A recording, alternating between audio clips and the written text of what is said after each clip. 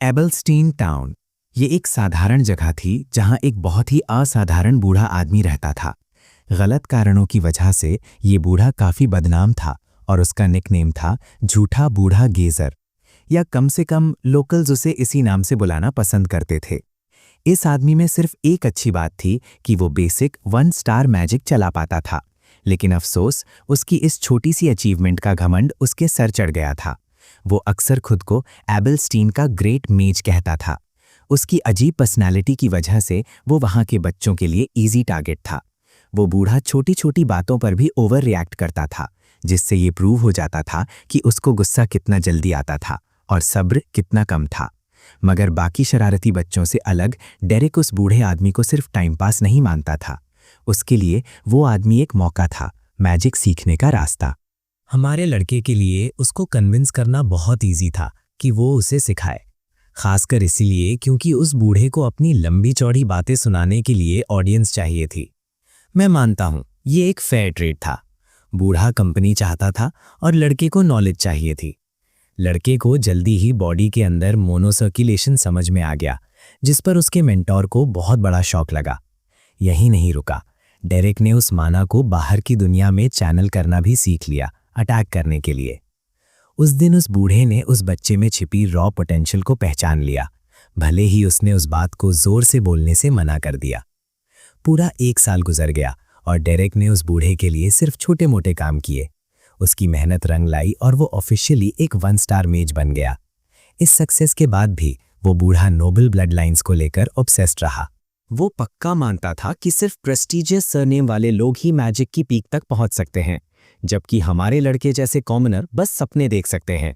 वो अक्सर डेरेक को डिस्करेज करता था, कहता था कि जहां नोबल बच्चे कम उम्र में 3 स्टार बन सकते हैं, वहां लोबॉन्ड 2 स्टार तक पहुंचने से पहले ही अटक जाएगा और हिट अ वॉल कर देगा। मगर उस बूढ़े की डिस्करेजमेंट की बातों ने हमारे लड़के को कभी नहीं रोका। डेरेक समझ गया था कि वो आदमी बस अपनी ही इनसिक्योरिटीज दिखा रहा है। वो कड़वाहट चूस की अपनी साधारण लाइफ में कुछ भी अचीव ना कर पाने से आई थी। फिर एक दिन आया जब बारिश बहुत तेज थी, जैसे आसमान खुद मातम मना रहा हो। वो दिन था जब वो साधारण बूढ़ा आदमी फाइनली मर गया। डेरेक को वो आदमी मरा हुआ मिला, बुरी तरह घायल। बच्चे ने जो जरूरी था वो किया और उसे प्रॉपर बरियल दिया। कुछ दिन बाद मौत की वजह सामने आई। उस क्रेजी बूढ़े ने एक वेयरहाउस से 2 स्टार स्पेल बुक चुराने की कोशिश की थी।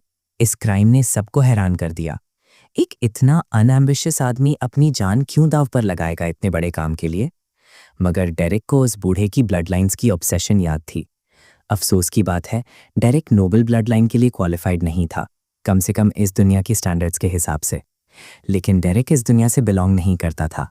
जैसे ही उसने मैजिक के बेसिक्स मास्टर किए, एक सिस्टम ने उसका प्रोग्रेस रजिस्टर कर लिया, जिससे वो एक मैजिक स्कूल चुनने के लिए रेडी हो गया। 4 साल गुजर गए और स्टोरी में एक नया कैरेक्टर आया, कार्डिया फ्लेमहार्ट।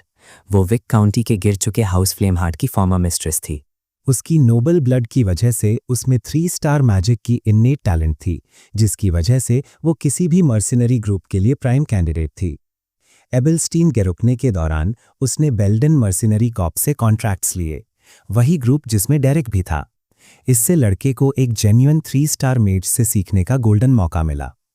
एक शाम एक टैवर्न में कार्डिया ने उसे एक ज़रूरी लाइफ लेसन सिखाने की कोशिश की। उसने उसकी पावर जमा करने की भूख को पहचाना, लेकिन उसे वार्न किया कि वो लालच को अपने ऊपर हावी ना होने दे। उस शांत लड़के ने उसकी बात दिल से सुनी और ज़मीन से जुड़े रहने का वादा किया। मेन एजेंडा की तरफ बढ़ते हुए उसने उसे आंखें बंद करने और अपने माना को रियलिटी में मैनिफेस्ट करने का इंस्ट्रक्शन दिया। जैसे ही लड़के ने उसके इंस्ट्रक्शंस फॉलो किए, कार्डिया उसके इम्प्रेसिव इन्नेट माना को देखकर अंदर से हैरान रह गई। ये उसकी उम्र के हिसाब से बहुत रेयर था और ऐसा लगा कि वो उसकी उम्मीदों से भी ज्यादा कुछ करने वाला था। एक हलचल मच गई, एक एक्सप्लोजिव बूम पूरे एरिया में गूंज उठा। सभी अटैक के डर से हाई अलर्ट पर आ गए। इससे पहले कि डेरेक सांस भी ले पाता, उसकी मेंटर ने उसका हाथ पकड़ा और उसे उस एस्टैब्लिशमेंट से खींचकर बाहर ले गई। उधर आर्म्ड वॉरियर्स बाहर सर्च कर रहे थे, लेकिन उन्हें कुछ भी अनयूजुअल नहीं मिला, भले ही उन्होंने धमाका साफ सुना था। कार्डिया डेरेक को एक सुनसान बैक आली में खींचकर ले गई और उसे सीरियस टोन में एड्रेस किया। उसे डेरेक को यह समझाना था कि नोबल्स अपने प्रिविलेजेस को लेकर बहुत हक जताते हैं। मैजिक उनके लिए सबसे बड़ा प्रिविलेज है जो सिर्फ उन्हीं के लिए है। इस दुनिया में स्ट्रेंथ को एक डिवाइन ब्लेसिंग माना जाता है, जो सिर्फ एलीट के लिए रिजर्व्ड है। कॉमनर्स में 3 स्टार तक पहुंचना ऑलमोस्ट अनहर्ड है। यूजुअली इसके लिए पूरी लाइफ टाइम लग जाती है। फिर उसने वो बॉम्बशेल ड्रॉप किया जिसके लिए वो उसे यहाँ लाई थी। डेरेक ऑलरेडी 2 स्टार स्टेटस तक पहुंच चुका था। वो धमाका जो सबने सुना था वो असल में एक 2 स्टार डिल्यूजन टाइप स्पेल था जिसे ऑडिटरी हैल्यूसिनेशन कहते हैं, और वो डेरेक ने ही कास्ट किया था। उसकी पहले की बातें इसलिए थीं ताकि वो रियलाइज़ करे कि उसे इन्नेट टैलेंट का आशीर्वाद मिला है, भले ही वो नोबल नहीं है। Right on Q system notification popup हुआ जिसने कंफर्म किया कि उसने 2 स्टार मैजिक अचीव कर लिया है। कार्डिया ने डेरेक को अपने साथ ट्रैवल करने की इजाज़त दी, उसे तरह तरह के स्पेल्स और नोबल सोसाइटी के इंट्रिकेट तरीके सिखाए। 1 साल की मेंटरशिप के बाद उनके अलग होने का टाइम आ गया। डेरेक को पता चला कि आल्स्टर कंट्री ने उसे प्राइवेट ट्यूटर अपॉइंट किया है। हाउस एल्वेस्टर एक इतनी पावरफुल फैमिली थी कि कैपिटल के ग्रैंड ड्यूक को भी उनकी रिस्पेक्ट करनी पड़ती थी। कार्डिया के लिए ये एक ऐसा ऑफर था जिसे वो मना नहीं कर सकती थी। उसने डेरेक को एक 2 स्टार स्पेलबुक पार्टिंग गिफ्ट में देकर फाइनली वहां से चली गई। 1 और साल खुद से पढ़ाई करने और 2 और स्पेल्स मास्टर करने के बाद डेरेक 3 स्टार मेज बनने के मिशन पर निकल पड़ा। बेल्डन के टियर टैवन में काउंटर के पीछे खड़ा आदमी हमारे लड़के को कुछ अच्छी खबर देने के लिए उत्सुक था। पता चला कि हाउस डुप्लेन, जो कि एक ग्रैंड डची है, कुछ टैलेंटेड इंडिविजुअल्स को हायर करने में इंटरेस्ट दिखा रहा है। ये न्यूज़ डेरेक के लिए एक मैसिव सरप्राइज थी। इतने बड़े कैलिबर की फैमिली का लोकल मेजेस को हायर करना बहुत रेयर है। जबकि हमारे लड़के को सस्पिशियस लग रहा था, जेडन नाम का काउंटर वाला आदमी बड़े पैसे मिलने के प्रॉस्पेक्ट से अंधा हो चुका था। इससे भी अच्छा उसने आर्ग्यू किया कि अगर वो ड्यूप्लिन फैमिली को इस फर्स्ट जॉब से सेटिस्फाई कर पाते हैं तो उनके फ्यूचर ग्रोथ के लिए स्ट्रॉन्ग कनेक्शंस बन जाएंगे। डेरेक कम उत्साहित था, उसे इस गिग की खास बातें जानने में ज्यादा इंटरेस्ट था। वो आदमी खुशी से क्लेम करता है कि ये जॉब तो पीस ऑफ केक है, उन्हें बस ग्रैंड ड्यूक के टेरिटरी के आउटस्कर्ट्स पर कुछ मॉन्स्टर्स को मार गिराना है। ऑफ कोर्स डेरेक को स्केप्टिकल था। इतना सेंस नहीं बनता कि ड्यूप्लिन जैसी पावरफुल फैमिली एक महज मर्सनरी कॉप्स से मॉन्स्टर्स को क्लियर आउट करने की रिक्वेस्ट करे। डेरेक ने तो रिस्क को तौला भी नहीं, वो बस जाने के लिए मुड़ गया। उसे ये गिग लेने की कोई इच्छा नहीं थी। शादी जॉब्स लेना उसके कोड ऑफ कंडक्ट के खिलाफ था, इसलिए उसने नेचुरली रिफ्यूज कर दिया। कॉन्ट्रैक्टर ये जॉब किसी और को देना पसंद करता, लेकिन प्रॉब्लम ये थी कि डुप्लिन ने स्पेसिफिकली एक मेज मांगा था और फिलहाल कॉर्प्स में सिर्फ डेरेक ही अवेलेबल था। कुछ ग्राउंड गेन करने के लिए कॉन्ट्रैक्टर ने डेरेक को लुभाने के लिए गोल्ड कॉइन फेंका। वो चमकदार गोल्ड का टुकड़ा इवेंचुअली उसे फोर्स करता है कि वो कम से कम उन क्लाइंट से मिले जिनके साथ उसे काम करना था। एक बच्चे को देखकर उस नोबल डिस्पैच ने उसे अपने आसपास रखने से मना कर दिया। एक ऐसे बच्चे को हायर करना जिसने अभी अपनी कमिंग ऑफ एज सेरेमनी भी नहीं की थी, मर्सनरी जॉब के लिए कोई सेंस नहीं बनाता था। क्लाइंट को इतना डिससैटिस्फाइड देखकर जेडन उस वैल्यूएबल पेट्रन को कन्विंस करने की कोशिश करता है कि ये लड़का रियल डील है। मगर वो हेड आगे बात करने में इंटरेस्टेड नहीं था और जाने के लिए मुड़ गया। उसी मोमेंट पर उसकी मिस्ट्रेस ने उसे रोका, उसे उनकी डेस्परेट सर्कमस्टांसेस याद दिलाईं। इससे उस हेड को फाइनली डेरेक को कंसिडर करने पर मजबूर कर दिया। ग्रैंड डची ऑफ डुप्लिन के टेरिटरी पर डेरेक गॉब्लिन्स को फिनेस के साथ काटता हुआ दिखता है। ये क्रीचर्स उसके लिए बस एक माइनर इनकन्वीनियंस हैं और वो इन क्रीचर्स को रिकॉर्ड टाइम में वाइप आउट कर देता है। लड़के का पोटेंशियल देखकर नोबल डिस्पैच सैटिस्फाइड हो जाता है, मगर वो सस्पिशियस लड़की जो हुड के नीचे छिपी थी वो तो लीडर से भी ज्यादा खुश थी। वापस बेल्डन के टियर टैवन में हम देखते हैं कि कॉप्स की एक फीमेल मेंबर डेरेक पर गुस्सा कर रही है, उसे नोबल का कुत्ता बनने के लिए। एक फेलो कॉमनर होने के नाते एरिस्टोक्रेसी का लैपडॉग बनना उसके लिए सबसे आखिरी चीज थी। इससे फर्क नहीं पड़ता कि डेरेक को कितना पे किया जा रहा हो, उसके लिए अपनी सेल्फ वर्थ फेंक देना और एक नोबल की टांगों के बीच रेंगना वर्थ नहीं था। मगर जब कॉन्ट्रैक्टर ने रिवील किया कि उसमें एग्जैक्टली कितना पैसा इन्वॉल्व है, तो उस लालची लड़की ने जल्दी से अपनी प्राइड को खिड़की से बाहर फेंक दिया और क्लेम किया कि उसे भी शेयर चाहिए, भले ही उसे खुद ही नोबल की टांगों के बीच रेंगना पड़े। कुछ देर बाद जब वो ड्रिंक से बेहोश होकर गिर गई तो चीजें शांत हो गईं। इससे उस आदमी को डेरेक से उसका दिन पूछने का मौका मिला। हमारे लड़के के लिए कुछ खास नोटवर्दी नहीं हुआ था, बस कुछ गॉब्लिन्स को मारा था, मगर उसका स्ट्रांगली मानना था कि उनके क्लाइंट्स उनसे झूठ बोल रहे हैं। नोबल डिस्पैच ऑफिसर ने क्लेम किया था कि वो 3 चीजें ढूंढ रहा था, यूथ, स्टैमिना और सोशलाइजिंग एबिलिटी। और तो और वो औरत जो खुद को स्कलरी मेट कह रही थी, उसके हाथ उस टाइप के रफ काम के लिए बहुत ज्यादा साफ थे। इससे पहले कि वो धोखे से पर्दा उठाना जारी रख पाता, उसके कॉन्ट्रैक्टर ने उसे रोक दिया। मर्सनरीज होने के नाते उनका जॉब बहुत ज्यादा डीप में डिग करना नहीं है। डेरेक इम्प्लीकेशन समझ गया। जेडन सही है, ये जगह वाइल्ड है और वाइल्ड में सिर्फ एक ही चीज मैटर करती है, गुजारा करना, बाकी सब आफ्टर थॉट है। अगला दिन आया और हम वापस ग्रैंड डची के टेरिटरी पर हैं। एक बार फिर हमारा लड़का एरिया में छिपे हुए गॉब्लिन्स को वाइप आउट कर देता है, प्रॉमिस करता है कि अब वहां कोई नहीं बचा है। नोबल डिस्पैच ऑफिसर ये न्यूज़ सुनकर खुश है, वैसे ही जेडन भी खुश है जो पेमेंट सेटल करने के लिए उत्सुक था। तो हमेशा खुश रहने वाला जेडन 2 गोल्ड कॉइन कमाता है। मगर हमारा लड़का जानता था कि अभी सेलिब्रेट करने का टाइम नहीं आया है। राइट ऑन क्यू वो सपोज डिस्पैच ऑफिसर उस लड़के की एक्सेप्शनल स्किल्स के लिए तालियां बजाता है और एक नया रिक्वेस्ट ऑफर करता है। अगर डेरिक की गिग लेता है तो ग्रैंड डची उसे 15 गोल्ड कॉइन्स देगी, जो जेडन जैसे लोगों के लिए एक एस्ट्रोनॉमिकली बड़ा अमाउंट था। कहने की जरूरत नहीं है कि डेरिक ने ये गिग फौरन ले ली। ये जॉब जेडन और हमारे लड़के को ग्रैंड डची ऑफ ड्यूप्लेन के रेजिडेंस तक ले जाती है। जबकि जेडन उस जगह की भव्यता को एडमायर करने में बिजी था, डिस्पैच ऑफिसर फॉर्मली अपना इंट्रोडक्शन देने का फैसला करता है। वो असल में डॉन है, ग्रैंड ड्यूक ड्यूप्लेन को सर्व करने वाला ग्रैंड स्टीवर्ड। ऑफकोर्स उसने अपनी स्टेटस छुपाने के लिए हल्के में माफी मांगी। वो औरत जो उसके साथ है वो कटरीना है, ग्रैंड ड्यूक की हेडमेड। जेडन अब इतने एस्टीम्ड क्लाइंट्स के सामने खड़ा होकर उनकी रिस्पेक्ट किए बिना नहीं रह सकता। उधर डेरिक सिचुएशन को इंटरनलाइज करता है। उसके शक का सही होना सिचुएशन को और भी ज्यादा सस्पिशियस बना देता है। फाइनली हुड में छिपी लड़की आगे आती है। हुड हटाकर वो खुद को इंट्रोड्यूस करती है एज इज़ेलाइन एलेना डुप्लेन, हाउस डुप्लेन की सबसे बड़ी बेटी। उसे डेरेक को अपनी छोटी बहन डेला के लिए मैजिक ट्यूटर अपॉइंट करवाना है। ऑफिस के अंदर फैमिली हेड को ग्रुप के वापस आने की खबर मिलती है। जो ये खबर घबराहट में लाता है वो है डुप्लेन का बेटा रीक। हेड को अपने बेटे का बैड मैनरिज्म पसंद नहीं आता और वो उसे उसकी डिग्निटी याद दिलाता है। साफ मना करने के बाद भी ये लाउड माउथ अपनी आवाज़ ऊंची रखता है। वो अपनी बहन डेला से तंग आ चुका है और चाहता है कि उसके फादर उसे थोड़ा मैनर सिखाएं इंस्टेड। रीक का बड़ा भाई वैलेरियन उससे रिक्वेस्ट करता है कि वो अपनी आवाज़ नीचे करे और वैलेरियन को वो कॉन्वर्जेशन पूरी करने दे जो वो अपने फादर के साथ कर रहा है। ये बास्टर्ड अपनी लिमिट्स क्रॉस करता रहता है। रेंट करते हुए कहता है कि डेला किसी काम की नहीं है और बस ट्रबल क्रिएट करती है। बड़े भाई को फाइनली गुस्सा आता है और वो इस लाउड माउथ को उसी वक्त ऑफिस छोड़ने को कहता है। लेकिन रीक प्रोटेस्ट करता है कि उन्हें डेला को अबैंडन कर देना चाहिए। अगर वो उसे खो भी देते हैं तो भी उनके पास एलीन है। पर उसके फादर शांति से उसे याद दिलाते हैं कि ये डिसाइड करना उसके हाथ में नहीं है। तब रीग ग्रैंड स्टीवर्ड के थ्रू मिली मोनास्ट्रीज की इन्फॉर्मेशन सामने रखता है। मोनास्ट्रीज पर अच्छी तरह से मॉनिटरिंग है और काफ़ी सारे नोबल्स वहाँ विजिट करते रहते हैं। वो सजेस्ट करता है कि उसके लिए बर्डन की तरह सर्वाइव करने से बेहतर है कि वो खुद को गॉड के लिए डेडिकेट कर दे। लेकिन जैसे ही वो आगे बोलता है उसके फादर उसका सिर टेबल पर दे मारते हैं, क्योंकि वो पहले ही उसे इस मैटर पर ना बोलने की वार्निंग दे चुके थे।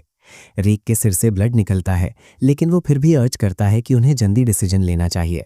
इज़ेलाइन हमारे हीरो के साथ कॉरिडोर में चल रही है और पूछती है अगर उसने उसकी छोटी बहन के बारे में सुना है। वो कंफर्म करता है कि उसने सुना है, क्योंकि उसने उसे डुप्लन फैमिली की रजिस्ट्री में देखा था।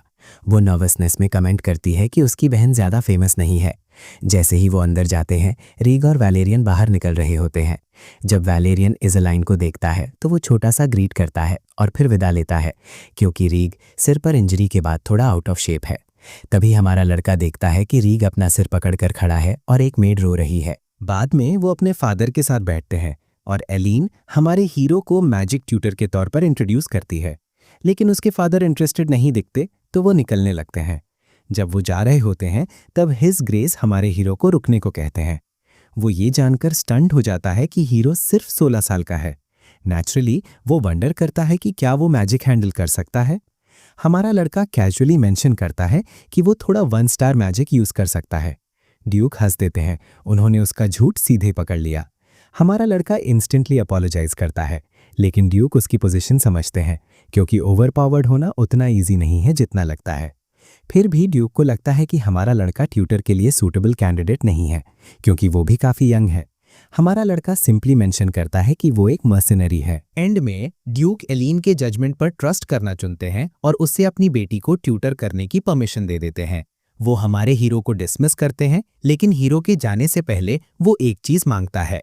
ग्रैंड ड्यूक उसे परमिशन दे देते हैं, जिससे ट्यूटर अपनी मर्सिनरी की पोजीशन दोहरा सके और डेला को मैजिक सिखाने की ऑब्वियस कंडीशन बताता है। साथ ही उसकी हेल्प करना ताकि वो एक प्रॉपर नोबल की तरह हायर सोसाइटी में एंटर हो सके। इन सब रीजन से एलीन ने उसे कमीशन किया था। ये सब ठीक है, लेकिन ड्यूक ये नहीं समझ पाते कि वो इतनी ऑब्वियस बात शुरू से क्यों बोल रहा है। इस पर लड़का हाईलाइट करता है कि उसकी भी एक पर्सनल रिक्वेस्ट है, जो ड्यूक को स्टंट कर देती है। चलो चलते हैं और डेला से मिलते हैं और देखते हैं कि वो शुरू में इतनी गुस्से वाली जवाबा क्यों है। प्लेट को दीवार पर मारते हुए डेला अपनी मेट को पूरी तरह से बोलती है, जबकि सर्वेंट अपोलोजाइज भी करती है। वो अपनी इंफीरियर के लिए ज़रा भी काइंडनेस नहीं दिखाती और मेट को ट्रैश टॉक करती है। उसे थ्रेट देती है कि अगली बार वो प्लेट उसके फेस पर मारेगी। चलो अलीन के साइड चलते हैं, जहां जेडन ये जानने के लिए बेचैन है कि 16 साल के इस लड़के को हंड्रेड्स ऑफ मैजिक ट्यूटर्स में से क्यों चुना गया, स्पेशली जब डेरेरिक एक कॉमनर है जो नोबल्स के साथ ब्लेंड नहीं हो पाएगा। दुखी एक्सप्रेशन के साथ अलीन एक्सप्लेन करती है कि वो पहले ही कॉन्टिनेंट के हर दूसरे मेज को ट्राई कर चुके हैं। एंड में सभी ने गिव अप कर दिया, जिससे उसे डेस्परेट होकर इस रोल के लिए फिटिंग किसी को चुनना पड़ा। डेरेरिक का बैकग्राउंड मर्सनरी होने के बावजूद ये बच्चा नोबल्स के बिहेवियर और उनकी दुनिया के तरीकों के बारे में थोड़ा बहुत जानता है। आखिर इस लड़के का मास्टर एक जमाने में एक गिरा हुआ नोबल था, जिसने इस बच्चे को काफ़ी ट्रिक सिखाई थी। इज़लाइन को ये सब जानकर खुशी होती है। हमारे हीरो के मर्सनरी बैकग्राउंड होने के बावजूद उसके पास एक छोटी सी होप है कि वो लेडी डेला को टेम कर पाएगा। जेडन क्रिटिक करता है उसकी लोगों को ठीक से एनालाइज ना कर पाने की एबिलिटी को, एक रिमार्क जो उसे स्टन कर देता है। रियलिटी ये है कि डेरेरिक एक बच्चा है जो स्ट्रीट्स पर बड़ा हुआ, एक ऐसा इंसान जिसने फिटिंग एज से पहले ही काम करना शुरू कर दिया था। जेडन स्ट्रांगली बिलीव करता है कि इतनी हार्शनेस में सर्वाइव करने वाले बच्चे ने सिर्फ काइंडनेस से ऐसा नहीं किया होगा। उसके ये अल्फाज एज़लाइन के कॉन्फिडेंस को बढ़ाते हैं। वापस हमारे हीरो की तरफ उसे हेड बटलर के थ्रू डेला के क्वार्टर्स तक एस्कॉर्ट किया जाता है। वहां डेरेरिक लाइटली नॉक करता है और आंसर का वेट करता है। कोई रिस्पॉन्स ना मिलने पर वो पोलाइटली अंदर घुस जाता है, अपनी स्टूडेंट को ग्रीट करते हुए। नया ट्यूटर अपना नाम बताकर खुद को इंट्रोड्यूस करता है, जबकि सामने बैठी यंग लेडी उसे अपने करीब आने को कहती है। डेरेरिक उसके पास जाता है और जैसे ही वो वल्नरेबल डिस्टेंस पर आता है, ये डेमोनिक ब्राट स्माइल करती है और सीवर वाटर का बर्स्ट उसके फेस पर छीट देती है। हमारा नॉनशलांट किंग रिएक्ट भी नहीं करता, जबकि वो उसे टॉन्ट करती है, उसे सीवर एड बोलकर बुरी तरह से बोलती है। पहले तो उसे याद आता है कि ये वही मर्सनरी है जिसके बारे में बटलर ने उसे बताया था, लेकिन वो उसे उसी ब्रेथ में एक डिस्गस्टिंग रैट बोलकर इंसल्ट करती है। डेला अपनी चेयर पर खड़ी हो जाती है क्योंकि वो ऑब्वियसली हमारे हीरो तक पहुंच नहीं सकती, और फिर सीवर वाटर की एक और बकेट उसके सिर पर डाल देती है। डेरिक बस वहां खड़ा रहता है, बिना एक भी वर्ड बोले, जबकि उसे लगता है कि उसके लो बॉर्न गेस्ट के लिए पानी खत्म हो गया। उसके डिसअपॉइंटमेंट के लिए हमारा लड़का लिटरली अनअफेक्टेड है और बस उसे घूरता है। डेस्परेट होकर डेला उसे किक करती है क्योंकि वो उसकी आंखों में आंख डालकर देख रहा था। डेरिक अब जमीन पर है और उसे सबक सिखाने के लिए वो अपना जूता उतारती है, उसकी शिटी स्मेल पर टॉन्ट करती है, फिर जूता उस पर फेंक देती है। नेक्स्ट डेला वापस अपनी चेयर पर बैठ जाती है, एक कंडिसेंडिंग टोन अपनाते हुए उसे गटर रैट बोलकर बैश करना जारी रखती है। साइड नोट, आर्टिस्ट हमें फ्री फीट पिक्स क्यों दिखा रहा है? कुछ देर के लिए साइलेंस हो जाती है और दूसरे रूम में ग्रैंड ड्यूक खिड़की से बाहर घूर रहे हैं। उन्हें वो कॉन्वर्सेशन याद आती है जो पहले हुई थी कि कैसे यंग बॉय ने डेला की डेस्परेट सिचुएशन को इंटेलिजेंटली पॉइंट आउट किया था। कोई उसकी हेल्प नहीं कर पा रहा था, इसलिए उन्हें लास्ट रिजॉर्ट में एक कॉमनर को यूज करना पड़ा। लेकिन डेरेरिक जानना चाहता था कि सबसे छोटे बच्चे को पढ़ाने के लिए उसके पास कितनी अथॉरिटी होगी। आप लोग शायद कंफ्यूज होंगे, लेकिन यह सब एक सेकंड में क्लियर हो जाएगा, क्योंकि अगले ही मोमेंट में डेला का फेस लाल हो रहा है। डेरेरिक उसे इतना जोर से स्लैप करता है कि अब वो जमीन पर है। उनकी पोजीशन स्विच हो चुकी हैं जब वो अनग्रेटफुल नोबल अपनी नई रियलिटी को प्रोसेस कर रही है। लेकिन डेरेरिक का अभी पूरा नहीं हुआ है। ये आदमी और चाहता है और उसे दोबारा अपने पैरों पर खड़े होने का ऑर्डर देता है। 3 साल पहले प्रोटैगनिस्ट अपनी टीचर से पूछता है कि अगर उसे एक ऐसे स्टबन स्टूडेंट को पढ़ाना पड़े जो काइंडनेस को हल्के में लेता है तो उसका रिएक्शन क्या होगा। उसका आंसर एम्पैथेटिक होता है। एक टीचर होने के नाते वो ये समझने की कोशिश करेगी कि स्टूडेंट कहाँ से आ रहा है और फिर भी उसे एक्सेप्ट करेगी। ये आंसर उसे सेटिस्फाई नहीं करता क्योंकि उसे लगता है कि ये आइडियलिस्टिक है, और वो एक और सवाल करता है, अगर वो उस स्टूडेंट के साथ वो सब भी ना कर पाए जो उसने मेंशन किया तो वो क्या करेगी। एक बार फिर वो एक्सप्लेन करती है कि वो स्टूडेंट को पढ़ाने का एक अलग तरीका ढूंढेगी, क्योंकि ये एक टीचर की ड्यूटी है कि वो स्टूडेंट को एक बेहतर रास्ते पर गाइड करे।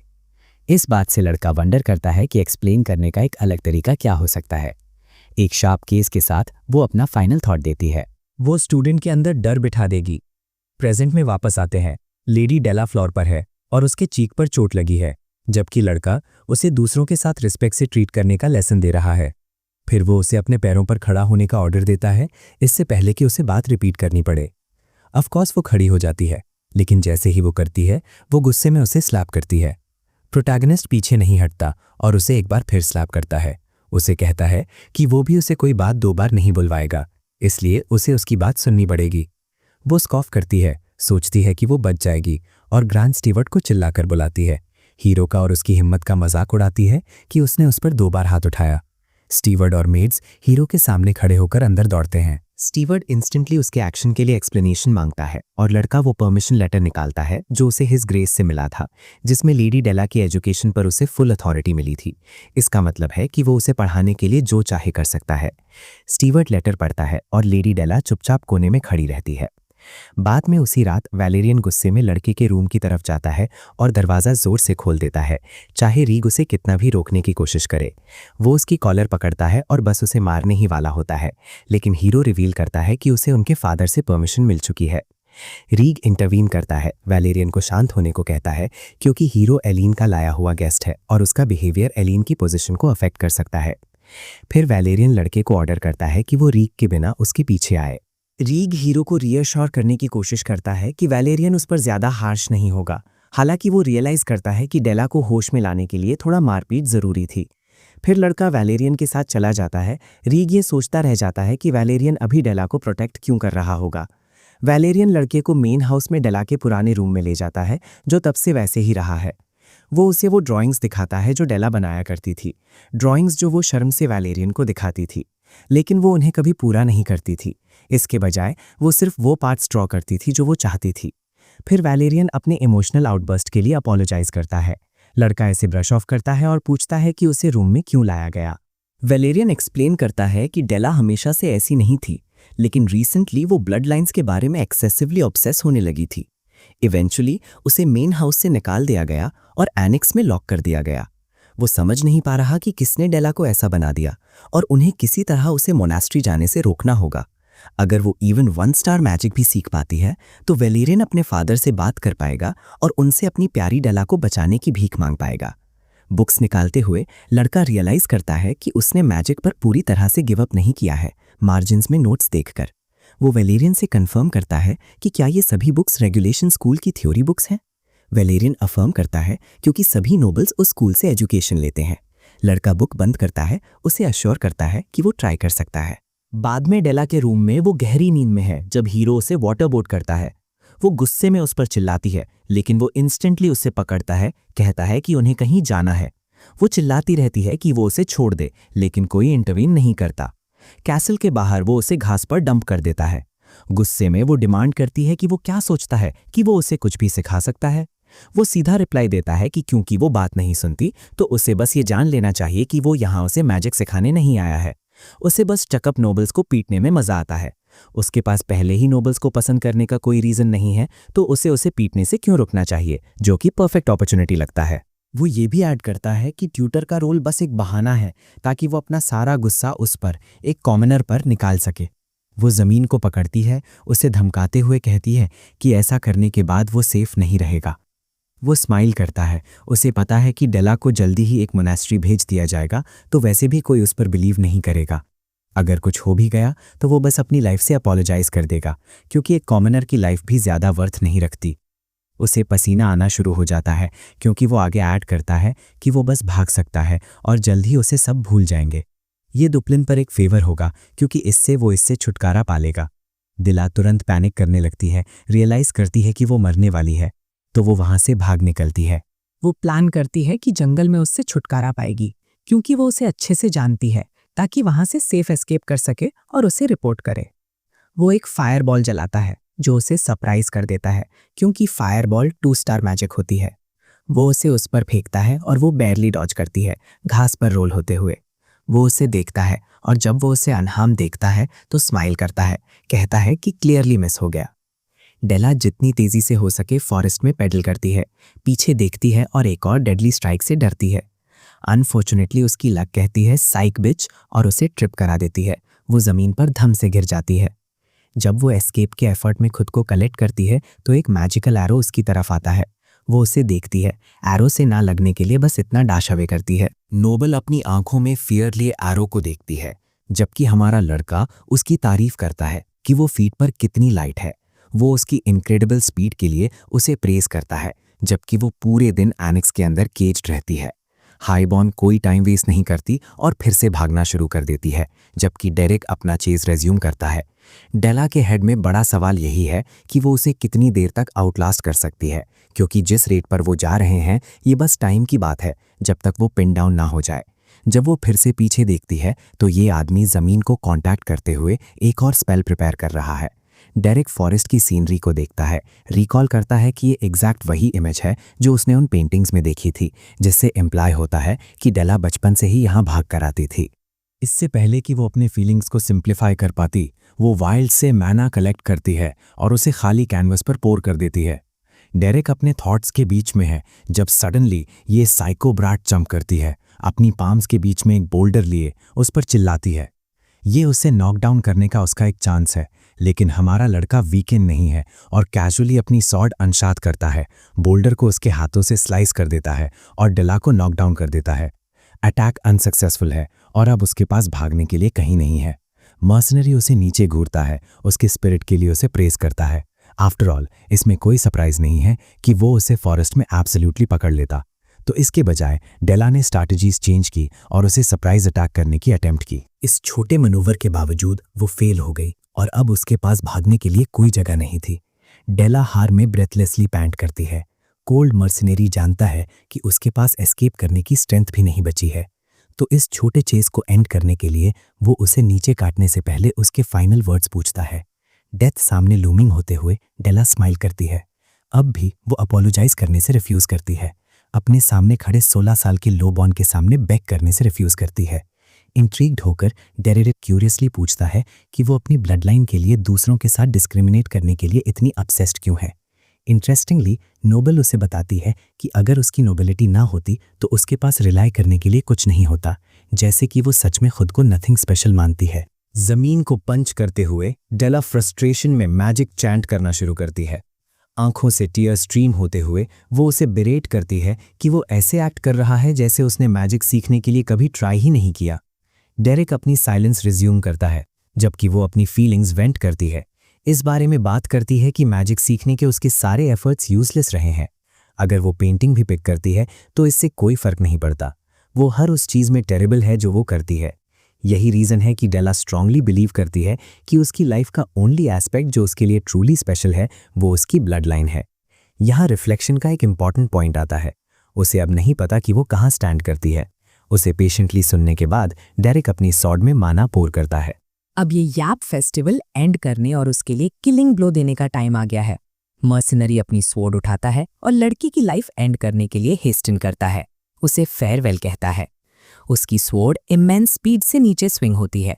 डेला अपनी आंखें शट करती है, इम्पेंडिंग डूम का वेट करती है, लेकिन फिर कुछ नहीं होता। वो हेजिटेशन में अपनी आंखें खोलती है। स्वॉर्ड को आइस के शार्ड्स ने रोक दिया है। नोबल को यह प्रोसेस भी नहीं होता कि अभी क्या हुआ। डेला खुद को आइस से कवर्ड पाती है, जिससे उसकी स्वॉर्ड इम्पैक्ट बनाने से रुक जाती है। कंफ्यूज्ड होकर वो अपने दोनों हैंड्स को स्टेयर करती है, बिलीव नहीं कर पाती कि वो अभी मैजिक कास्ट कर पाई। अपनी सॉर्ड शीथिंग करते हुए मर्सनरी अपना कंक्लूजन ड्रॉ करता है। टेस्ट में उसकी हार्डवर्क के लिए डेला को प्रेज करता है, यहाँ तक कि ज्यादा आगे जाने के लिए अपोलोजाइज भी करता है। वो उसे प्योर शॉक में स्टेयर करती है, जबकि वो क्लैरिफाई करता है कि ये मैजिक नहीं बल्कि माना का मैनिफेस्टेशन है। फिर भी वो कुछ कास्ट कर पाई। राइट देन उसके इमोशंस एक्सप्लोड होते हैं और वो टीयर्स में गश आउट होती है, उसके सामने क्राइंग और वेलिंग करती है। नाइट यंग है और थोड़ी देर बाद वो यंग नोबल के साथ एक जेंटलर कॉन्वर्सेशन शेयर करता है। डेरिक एक्सप्लेन करता है कि डेला का affiliation school of the wild से है और हालांकि ज्यादातर नोबल्स स्कूल ऑफ रेगुलेशन से सीखते हैं, लेकिन मैजिक का एक्चुअल स्कूल उसकी अंडरस्टैंडिंग और मास्टरी के मामले में डिवाइडेड है। चूंकि वो स्कूल ऑफ द वाइल्ड से है इसलिए उसके लिए स्कूल ऑफ रेगुलेशन से मैजिक सीखना इश्यूज फेस करना नेचुरल है। एक मेटाफोरिकल एग्जाम्पल देने के लिए ये ऐसा था जैसे उसे ऐसे क्लोथ्स में फोर्स करना जो उसके बॉडी टाइप के लिए अनसूटेबल थे। उसके ऑब्जर्वेशन से अस्टॉनिश्ड होकर डेला क्यूरियसली पूछती है कि उसे स्कूल ऑफ द वाइल्ड से उसके अफिलिएशन के बारे में कैसे पता चला। डेरेक पेंटिंग्स को मेंशन करता है कि कैसे उसने नेचर के जरिए मैना का यूज करके पेंट किया। Furthermore, school of the wild के अफिलिएशन के साथ बॉर्न कोई भी मेज यूजुअली नेचुरल मैना को प्रिटी अर्ली ऑन सेंस कर लेता है। उसके एंकल को रैप अप करने के बाद डेरेक उसे यहां से फ्रीली चलने को कहता है क्योंकि वो ओके हो जाएगी। फर्स्ट स्टेप सक्सेसफुल रहा है। उसने उससे मना मैनिफेस्ट करने में हेल्प की है, लेकिन ट्यूटरिंग प्रोसेस के लिए उससे कहीं ज्यादा चाहिए। कल से वो नेचुरली मना मैनिफेस्ट करना सीखने वाली है। उसके सारे हार्डवर्क के बाद ब्रैटी प्रिंसेस भी अपने नए ट्यूटर को उस पर बिलीव करने के लिए थैंक करती है। मर्सनरी साइलेंट रहता है और उसे हेड बैक करने के लिए अशर्स करता है। जब वो चल रहे होते हैं तो वो उससे सनसेट पेंटिंग के पीछे के आर्टिस्ट के बारे में पूछता है, लेकिन अपेरेंटली डेला को भी याद नहीं है। वो एक मास्टरपीस क्रिएट करने के लिए उसकी वाइडली प्रेस करता है। जैसे ही सीन नाइट में एंड होता है, अगली मॉर्निंग डेला जागती है। इस बार अपने हैंड्स की पाम के अंदर मना का फ्लो फील करती है। वो रिक्रिएट करने की ट्राई करती है जो उसने लास्ट नाइट किया था, लेकिन फेल हो जाती है। शॉर्टली आफ्टर वो डोर को नॉक ओपन करती है और अपनी मेड को स्केयर कर देती है, जिससे प्रॉबेबली लगता है कि ये ब्राट उसे बीट करने वाली है। एनीवे, बकेट गिर जाती है और वाटर डेला की ड्रेस पर स्प्लैश होता है। मेड की तरफ से फियर का लुक इनवाइट करता है। ये वुमन डेफिनेटली सोचती है कि वो मरने वाली है, और हालांकि डेला उसे डेथ स्टेयर देती है, वो कुछ नहीं करती। वो बस दूर चली जाती है, मेड को अपना स्टेप वॉच करने के लिए रिमाइंड करती है, जो जेन्युइनली इस मेड के लिए एक ट्रिपी एक्सपीरियंस है, क्योंकि ये वही वुमन है जिसने उसे स्लाइटेस्ट रीजन पर माइक टाइसन कॉम्बो मारा था। बाकी मेड्स भी उसे चेक करने के लिए आसपास आती हैं। स्टंड होकर उन्हें वंडर होता है कि न्यू ट्यूटर ने इस लड़की के साथ क्या किया होगा। जहां तक हमारे लड़के की बात है, ब्रो अपनी ब्यूटी स्लीप ले रहा है जब सडनली वो अपने डोर को बैंग होते हुए और डेला को उसका नाम शाउट करते हुए सुनता है। वो खोलता है और लिटिल लेडी को पाता है, जो डिमांड करती है कि वो उसे मैना मैनिफेस्ट करना सिखाए। मैनर्स की कमी के लिए बटलर उसे स्कोल्ड भी करता है, लेकिन जिस मोमेंट ये ओल्ड ड्यूड सुनता है कि उसने मैना मैनिफेस्ट किया, वो at a loss for words हो जाता है। डेला इमीडिएट लेसन चाहती है, लेकिन हमारा लड़का पुशओवर नहीं है और उसे आफ्टरनून में वापस आने के लिए कहता है।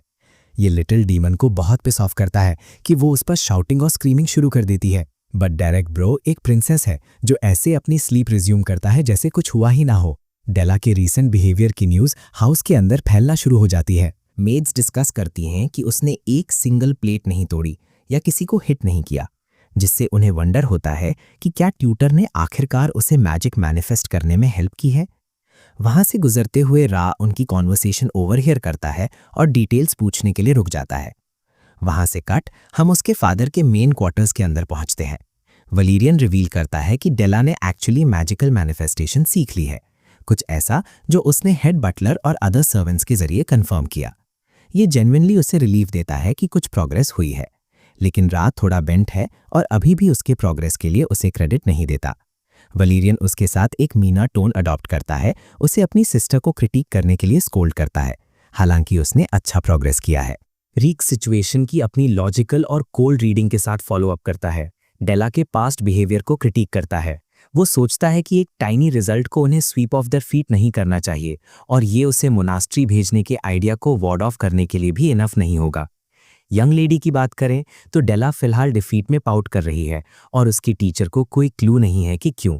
वो क्लैरिफाई करती है कि वो सैड नहीं, एंग्री है। हालांकि डेरेक बिलीव करता है कि इससे कोई डैम थिंग चेंज नहीं होती, चाहे वो एक इमोशन फील करे या दूसरा। फिर से ब्रैड की तरह बिहेव करते हुए वो खुद को रिपीट करती है, क्लैरिफाई करती है कि वो एंग्री है। डेरेक एम्फेसाइज करता है कि वो कुछ नहीं कर सकते और एक न्यू लेवल पर जंप नहीं कर सकते। ब्राट पलटती है, एक और बार क्लैरिफाई करती है कि वो एंग्री है, एक टोटल चाइल्ड की तरह बिहेव कर रही है। डेरेक कोल्डली उसे ग्लेयर करता है, उसे डर से दूर देखने के लिए फोर्स करता है, उसके पाउटिंग के आइडिया को एक्सेप्ट करता है। हिलारियसली हमारे लड़के को ये भी नहीं पता कि उसने सडनली ये क्यों एडमिट किया। वो बैठ जाता है ताकि मैनिफेस्टेशन मैजिक के उसके करंट स्टेज के इश्यूज डिस्कस कर सके, स्पेशली जब बैकफायरिंग के रिस्क की बात आती है। मर्सनरी रेस्ट एडिक्वेटली करने के आइडिया पर उतना ही एम्फेसाइज करता है जितना कि फास्ट सीखने पर। अपने स्टडी सेशन को प्रायोरिटाइज करता है। फिर से ब्राटी एक्ट करते हुए वो उसे स्टफी मैजिक टीचर कहती है और प्लेफुली उसे मॉक करती है। हमारा लड़का रेज बेट से ट्रिप अप हो जाता है और उसे अपनी दूसरी साइड याद दिलाता है कि वो उसे आसानी से कैसे टीच कर सकता है, जैसा उसने उस फॉरेस्ट में किया था। उस पेन से गो थ्रू करने से रिफ्यूज करते हुए डेला फॉलो अलोंग करने के लिए अग्री हो जाती है। वापस अपने लेसन पर डेरिक उसे मैजिक मैनिफेस्ट करने में हेल्प करने का इंटेंट करता है ताकि वो इवेंचुअली 1 स्टार मैजिक लेवल में टैप कर सके। स्कूल ऑफ द वाइल्ड का अपना कोई सिस्टम नहीं है जिससे ये सेल्फ स्टडिंग के लिए परफेक्ट फिट बन जाता है, क्योंकि ये फ्रीडम को प्रायोरिटाइज करता है। डेरिक स्ट्रांगली बिलीव करता है कि लिटिल नोबल का temperament school of the wild में फिट बैठता है, हालांकि वो उसकी बातों से कंफ्यूज्ड है। सिंप्लीफाई करने के लिए वो उसे बताता है कि कैसे उसका free spirited nature school of the wild के साथ हैंड इन हैंड जाता है। सेकेंडली, वो डुप्लान के नोबल ब्लड के साथ भी बॉर्न हुई थी, जिससे उसे टैलेंट का एक पूल मिला है। वो प्रेज सुनकर लड़की एक्चुअली स्पेशल कहे जाने पर ब्लश करती है। डेरिक उसे अश्योर करता है कि जो आइसफॉल उसने अदर डे कास्ट की थी वो एक पिग टेल है कि वो मैजिकल टैलेंट से ओवरफ्लोइंग है। डिला कैरीड अवे हो जाती है और जीनियस की तरह ट्रीट होना चाहती है, लेकिन हमारा लड़का उसे रिमाइंड करता है कि वो अभी भी वो सब नहीं है जिससे वो पिस ऑफ हो जाती है। उन्हें पढ़ते हुए देखकर रीक किसी वजह से सुपर टिक्ड ऑफ है और दिखाता है कि उसे अपनी बहन की प्रोग्रेस से कितनी नफरत है। ठीक अगले दिन डेला हमारे बंदे के कमरे में घुस जाती है, एक्साइटेड होकर मैजिक मैनिफेस्ट करने में अपनी प्रोग्रेस बताती है। वो उसकी अटेंशन पाने के लिए खूब ट्राई करती है। अगले दिन भी, और दिन बीतते हैं और मैजिक की डेला की अंडरस्टैंडिंग बढ़ती ही जाती है, जबकि उसका ट्यूटर एक non challenge sigma lone wolf nerd बना रहता है जो बस अपनी किताब पढ़ना चाहता है। डेला उसे ताना मारती है कि वो टाइम दिए बिना फ्री में स्लैकिंग ऑफ कर रहा है और स्पेल बुक्स पढ़ रहा है, और उसे गुस्सा दिलाने के लिए ब्रो सिचुएशन की उसकी अंडरस्टैंडिंग पर अग्री भी कर जाता है। वो ब्रैटी यंग लेडी उसे खींचकर मैनिफेस्टेशन मैजिक में अपनी और डेवलपमेंट दिखाने ले जाती है। अगले सीन में वेलेरियन अकेला खड़ा है, किसी विजिटर का वेट कर रहा है। दरवाजा खुलता है और वो डेरिक है जिससे वेलेरियन बात करना चाहता था। दोनों के बैठने के बाद बड़ा भाई क्यूरियोसिटी से डेला की प्रोग्रेस के बारे में पूछता है, जिस पर यंग ट्यूटर बताता है कि वो कितनी तेजी से डेवलप हो रही है, भले ही 1 स्टार मैजिक में थोड़ा टाइम लगेगा। वेलेरियन ये सुनकर रिवील करता है कि उनकी माँ अगले हफ्ते लौटने वाली हैं और वो उसे उनके टेम्परामेंट के बारे में वार्न करना चाहता था, क्योंकि वो औरत ओपन माइंडेड नहीं है। नोबल्स जनरली इस आइडिया से नफरत करते हैं कि कॉमनर्स को ऊंची पोजीशंस मिले। ऑफ कोर्स वेलेरियन समझता है कि यंग मर्सनरी को ये बातें पहले से पता है, जिस पर डेरिक हैरान होता है कि क्या यही एक रीजन था जिसके लिए उसने बुलाया था। थोड़ी हिचकिचाहट के साथ चुप्पी साधे हुए वेलेरियन खड़ा हो जाता है, बताता है कि उसे फैमिली का अगला हेड बनना है, एक ऐसी पोजीशन जिसमें एस्टेट और उसके मेंबर्स को पूरी तरह से एम्ब्रेस करना जरूरी है। हर मेंबर के साथ सिंसियरिटी इंपॉर्टेंट है, लेकिन अभी वेलेरियन किसी के दिल को छू नहीं पा रहा, और हालांकि वो चाहता है कि सबका दिल और सबकी डिजायर सेम हो, लेकिन रियलिटी काफी अलग है। डेरिक इस कंफ्यूजिंग कन्फेशन से तंग आ गया है और उसे क्लैरिफाई करने को कहता है। बात खत्म करते हुए वेलेरियन उदासी में मुड़ता है, रिवील करता है कि छोटी बहन उसके साथ खेलती नहीं है। इसी मोमेंट पर हमारा बंदा जान गया था कि वो अपना टाइम वेस्ट कर रहा है। वेलेरियन बात करना शुरू करता है कि जब डेला छोटी थी तो वो कितना खेलते थे, और उसे बहुत बुरा लगता है कि अब वो इतनी दूर है। बड़ा भाई डेरिक से एक रास्ता, एक चांस मांगता है कि वो डेला का वही पुराना वर्जन वापस ले आए। यंग मर्सनरी को नहीं पता कि उससे ऐसे सवाल क्यों पूछे जा रहे हैं, लेकिन सच तो ये है कि वो ही अकेला है जिसकी बात यंग लेडी सुनती है। सिबलिंग शैनिगन्स की एक और लेयर पुल ऑफ करने के लिए वेलेरियन एक डॉल भी दिखाता है जो उसने अपनी छोटी बहन जैसी बनाई है, और मैं मजाक नहीं कर रहा, ये शायद सबसे चॉप्ड लुकिंग डॉल है जो मैंने कभी देखी है। हमारा बंदा बस इस बंदे को आर यू फॉर रियल बिच वाले एक्सप्रेशन के साथ देखता है, सवाल करता है कि क्या ये बंदा इस पॉइंट पर अपनी बहन को श्राप देने की कोशिश कर रहा है। अगला हफ्ता आता है और माँ आ चुकी है। ये औरत इस यंग मैन से जेन्युइनली इंट्रिग्ड है जो एक मैजिक टीचर है और उनकी बेटी की हेल्प कर सकता है। मियेला ग्रेसियसली अपना इंट्रोडक्शन देती है और यंग बंदे को ड्यूप्लेन एस्टेट से एक प्रॉपर गिफ्ट ऑफर करती है। डेरिक बात बीच में काटता है और सीधे सीधे बताता है कि वो किसी हाउस का हिस्सा नहीं है और इनफैक्ट वो बस एक सिंपल कॉमनर है। उस छोटे से रिविलेशन से इस औरत को लगभग हार्ट अटैक आ जाता है। इसे पकड़ने के लिए पहले एक हफ्ता पहले चलते हैं। लेडी एलन ने डेरिक जैसे काबिल ट्यूटर को सिलेक्ट करने के लिए अपना डीप ग्रैटिट्यूड एक्सप्रेस किया।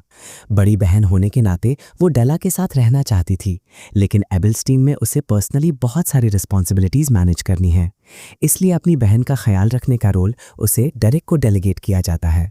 डेरिक उन रिस्पॉन्सिबिलिटीज को समझता है, जबकि जेडन सोचता है कि उसे थोड़ा लाइट होना चाहिए और एक ज्यादा एंथुजियास्टिक जवाब देना चाहिए। एनीवे, उन दोनों ने अपनी मीटिंग उसके साथ रैप अप की और उम्मीद की कि डेरिक जल्दी काम खत्म करेगा ताकि वो ईबलस्टाइन लौट सके। कैरेज चली गई और तभी अलीन को अचानक कुछ इंपॉर्टेंट याद आया। उनकी माँ को अगले हफ्ते घर लौटना था और वो उसे उनके रिएक्शन के लिए तैयार करना पूरी तरह से भूल गई थी। जेडन सोचने लगा कि क्या ये सच में इतना इम्पोर्टेंट था, ये देखते हुए कि ये सिर्फ वापसी है और कुछ नहीं। लेकिन डीप डाउन उसे चिंता करने का पूरा हक था। मिएला के साथ दिक्कत ये है कि वो लिटरली गॉड ऑफ एंगर है। इनफैक्ट वो गॉड ऑफ एंगर अभी अपने हस्बैंड के क्वार्टर्स की तरफ गुस्से में जा रही है। उस पर दहाड़ रही है कि उसने डेला के टीचर के तौर पर एक कॉमनर को क्यों चुना। वो आदमी अपनी कामनेस से उसे शांत करता है, उसे धीरे बोलने को कहता है। उसकी वाइफ डेला की सेंसिटिव सिचुएशन के लिए उस पर चिल्लाती है और बताती है कि वो उनकी सबसे प्यारी छोटी बेटी है। मुझे लगने लगा है कि ब्रोस सच में अपनी लाइफ से नफरत करता है, क्योंकि उसने इस औरत से 4 बच्चे कैसे पैदा किए। एनीवे, वो कॉमनर्स के लिए अपना खुद का डिस्टेस्ट कंफर्म करता है, लेकिन इस पॉइंट पर उनके पास कोई और ऑप्शन नहीं है। बाकी हर टीचर ने उसे पढ़ाना छोड़ दिया, लेकिन मिएला यकीन नहीं कर पाती कि एक कॉमनर उनका अकेला लास्ट रिजॉर्ट था, और वो भी एक मर्सनरी। उसका हस्बैंड अच्छी टीचिंग की इंपॉर्टेंस पर जोर देता है और बताता है कि डेरेक को अलाइन ने पर्सनली रेकमेंड किया था। हालांकि मिएला अनसैटिस्फाइड है। उसके पास एक सर्टेन स्टैंडर्ड मेंटेन करने का क्राइटेरिया है, और उसे अचानक फ्लैम, डेला का अंकल और उसके फादर का भाई याद आता है। वो इस नए बंदे के बजाय उससे पढ़ाने का रोल पोटेंशियली ले सकता है, लेकिन ये आइडिया जेन्युइनली रिडिकुलस है, क्योंकि फ्लैम एक पूरे टेरिटरी को मैनेज करता है और उसे सिर्फ बच्चे को पढ़ाने के लिए वो रिस्पॉन्सिबिलिटीज छोड़नी पड़ेंगी। अगर वे इस तरह के जल्दबाजी वाले डिसीजंस लेते हैं तो ईबलस्टाइन कोलैप्स हो जाएगा। लेकिन मिएला को परसेप्शन की ज्यादा चिंता है। क्रिटिसाइज करते हुए कहती है कि सोशल सर्कल्स भी उतने ही इंपॉर्टेंट है, यहाँ तक कि जब टीचिंग की बात आती है। उसे ये आइडिया सही नहीं लगता कि बिना किसी फैमिली बैकग्राउंड के एक कॉमनर उनकी बेटी को पढ़ाए,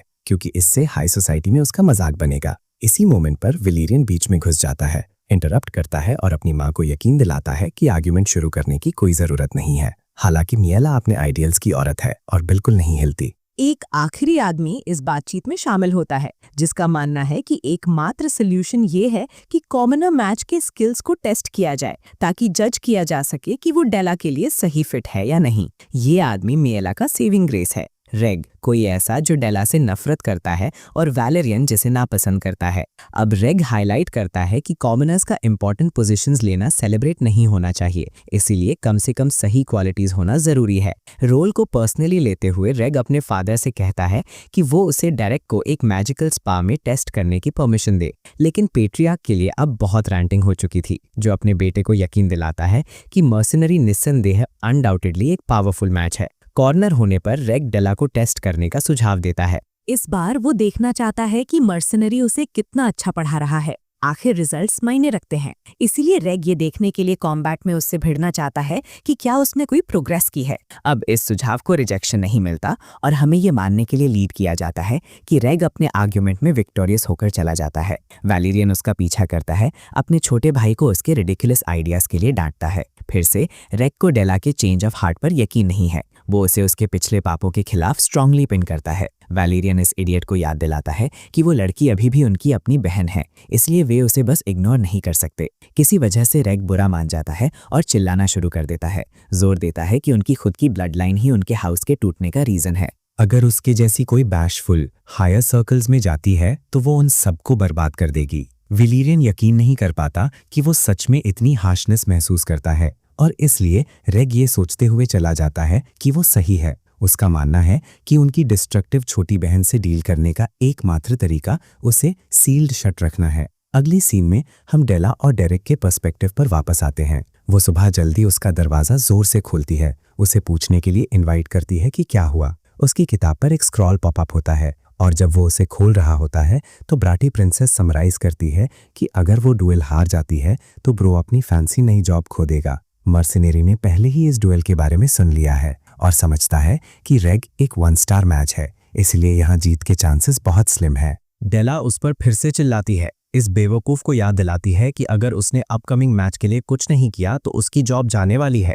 डेरेक उसे याद दिलाता है कि एक मर्सनरी के तौर पर उसका पासिंग जॉब यानी टेम्पररी जॉब होता है कि वो हायर हो, फिर अपनी पेमेंट ले और अगले काम पर बढ़ जाए, और अब तक उसे खूब पेमेंट मिली है, इसलिए उसे डुएल के बारे में एक्चुअल में चिंता करने से कुछ नहीं रोक रहा है।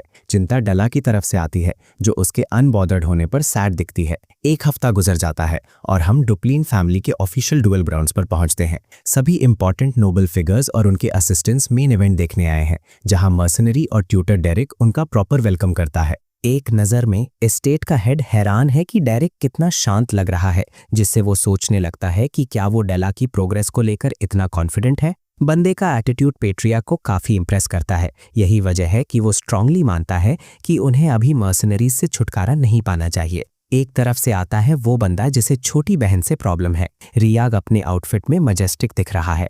वो डेला को हमेशा के लिए तोड़ने की अपनी कन्विक्शन की कसम खाता है। ये सुनिश्चित करना चाहता है कि उसे अतीत में किए गए हर काम की सजा मिले। दूसरी तरफ से एंगर इश्यूज वाली छोटी बहन आगे बढ़ती है। उसे तब की अपनी बातचीत याद आती है जहां डेरेक ने खुले तौर पर उसे बताया था कि इस स्टेज से उसकी मैजिकल प्रोग्रेशन इवॉल्व हो रही है। इसका मतलब था कि 1 स्टार मैजिक का यूसेज उसके लिए बिल्कुल करीब था, सिर्फ इसीलिए क्योंकि उसमें डुप्लिन फैमिली ब्लड होने का नेचुरल टैलेंट है। पहले वो नहीं जानती थी कि वो इतनी अचानक ये बात क्यों उठाएगा, लेकिन इसका एक रीजन था। डेरेक उसे स्कूल ऑफ द वाइल्ड के साथ उसके अफिलिएशन की याद दिलाता है। एक ऐसा स्कूल जो चीज़ों को आगे पास करने के बजाय पूरी तरह से सेल्फ स्टडी और एक यूनिक प्रोसेस खोजने पर फोकस करता है। आंखों में आंसू लिए उसने उस पर चिल्लाया कि वो इतनी उदास और पैथेटिक बातें क्यों कह रहा है। फाइनली कन्फेशन सामने आया। वही नोबल जिसने पहले उसे कुत्ते की तरह ट्रीट किया था, अब उससे अपना टीचर बने रहने के लिए मिन्नतें कर रही थी। वो उससे मैजिक सीखना जारी रखना चाहती थी, किसी और मास्टर को एक्सेप्ट करने के आइडिया को मना कर रही थी। ये सुनकर डेरेक मुड़ गया। जोर दिया कि उसे मैजिक स्पास का एक भी रूल नहीं पता, खासकर जब उसने नोबल्स के साथ कभी ऐसा नहीं किया था। हालांकि वो उसे डेफिनेटली प्रॉपर फाइटिंग स्किल्स सिखा सकता था और बता सकता था कि वो अपनी अपकमिंग बैटल कैसे जीते। तो फिर सवाल आया, क्या वो सच में जीतना चाहती थी? उस पॉइंट पर डेला को वही जज करने वाली आवाजें याद आने लगीं, जिन्होंने उसे बचपन में मैजिक न सीख पाने के लिए बुरा भला कहा और उसका मजाक उड़ाया। उसका बस मौजूद होना ही उसकी फैमिली के लिए शर्म लाया, क्योंकि सब उसे नोबल ब्लड की बर्बादी मानते थे। उन सब ने एनएनओ और ग्रैंड ड्यूक के बाकी बच्चों की तारीफ की, ये मानते हुए कि बेकार बच्चा होने से बेहतर है कि बच्चे ही ना हो। साइड नोट, क्या ये आपको माकी के एवोल्यूशन वाले रीसेंट जुजुत्सु काइसेन एपिसोड की याद दिलाता है? अपने सभी हेटर्स को गलत साबित करने के गुस्से से भरकर डेला ने डेरेक के सुझाव पर अग्री किया और जीत की डिजायर रखी। और अब सच का मोमेंट आ गया जब उसने अरीना पर कदम रखा। अब वो रेक की छोटी बहन या यहाँ तक कि हाउस डुप्लेन की सबसे छोटी बच्ची होने के भेस में नहीं थी। इसके बजाय वो अपने पैरों पर खड़ी थी, खुद को एक मर्सनरी की स्टूडेंट और एक मेज के रूप में रिप्रेजेंट कर रही थी।